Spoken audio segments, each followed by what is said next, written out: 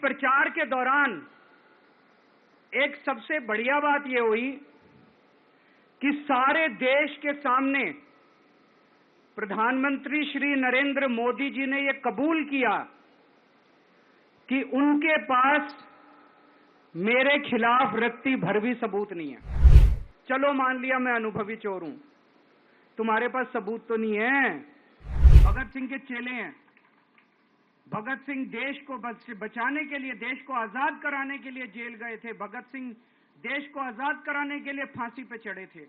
हम देश को बचाने के लिए जेल जा रहे हैं। इस प्रचार के दौरान एक सबसे बढ़िया बात यह हुई कि सारे देश के सामने प्रधानमंत्री श्री नरेंद्र मोदी जी ने यह कबूल किया कि उनके पास मेरे खिलाफ रत्ती भर भी सबूत नहीं है। हम कहते थे ना, जब भी हमसे पूछा जाता था कि भाई ये कह रहे हैं 100 करोड़ रिश्वत ली, 100 करोड़ रिश्वत ली, वो 100 करोड़ कहां गया? 500 से ज्यादा जगह तुमने रेड मार ली, कहीं चवन्नी मिली हो, अठन्नी मिली हो, 1 रुपया मिला हो, कहीं हमने खर्च किया हो, कहीं कैश पड़ा हो, कहीं लॉकर में मिला हो, कहीं स्विस बैंक में मिला, कहीं चवन्नी नहीं मिली तो पैसा कहां गया? तो एक टीवी चैनल के इंटरव्यू में उस टीवी वाले ने मोदी जी से पूछा कि प्रधानमंत्री जी, ये केजरीवाल चारों तरफ कहता घूम रहा है कि आपके पास उसके खिलाफ कोई सबूत नहीं है, आपके पास उसके खिलाफ कोई रिकवरी नहीं है, फिर आपने उसको गिरफ्तार कैसे कर रखा है? पता है प्रधानमंत्री जी ने क्या कहा? प्रधानमंत्री जी कहते हैं, मैं मानता हूं कि केजरीवाल के खिलाफ कोई सबूत नहीं है, मैं मानता हूं कि केजरीवाल के खिलाफ कोई रिकवरी नहीं है, क्योंकि केजरीवाल अनुभवी चोर है। चलो मान लिया मैं अनुभवी चोर हूं, तुम्हारे पास सबूत तो नहीं है, तुम्हारे पास रिकवरी तो नहीं है, तो यूं ही डाल दिया मेरे को जेल में, बिना सबूत के डाल दिया मेरे को जेल में, बिना रिकवरी के डाल दिया जेल में।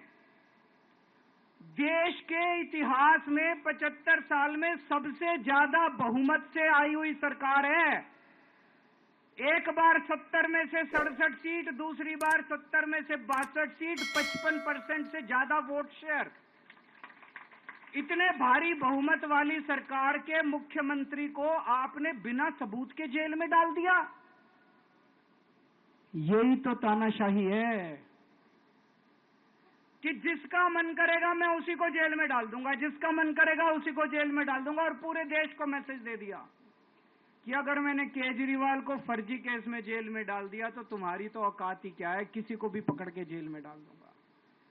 इसी तानाशाही के खिलाफ लड़ रहा हूं मैं, और इस किस्म की तानाशाही अपने देश को बर्दाश्त नहीं है। भगत सिंह ने कहा था ना कि जब सत्ता तानाशाही हो जाए तो जेल जिम्मेदारी बन जाती है, सबकी जिम्मेदारी है जेल में जाना, इसके खिलाफ आवाज उठाना। भगत सिंह के चेले हैं।